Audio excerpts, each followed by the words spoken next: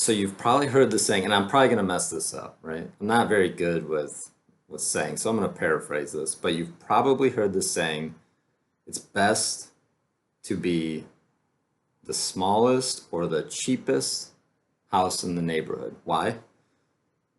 Because the houses above you pull you up, right? They pull your value up to theirs. So for flipping, you never want to be the most expensive house in the neighborhood because you're trying to like recreate that ceiling in the neighborhood, and there's nothing really to compare your house to. So to be the expensive house in the neighborhood and to try to sell it at that price is going to be more difficult than if you're a cheaper house or a more inexpensive house in that neighborhood.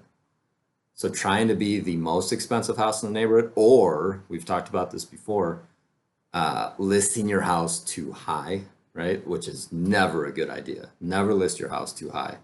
There's studies behind that that show if you list your house too high, you're actually going to get under market value.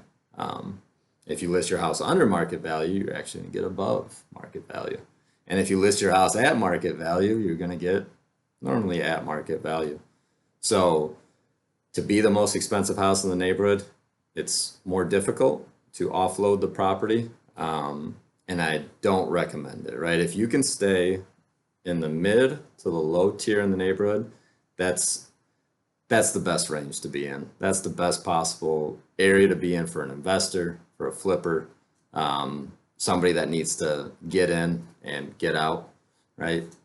So that's my tip on that. If you enjoyed this content, follow X Home Builds, follow me. Have a good rest of your week, guys.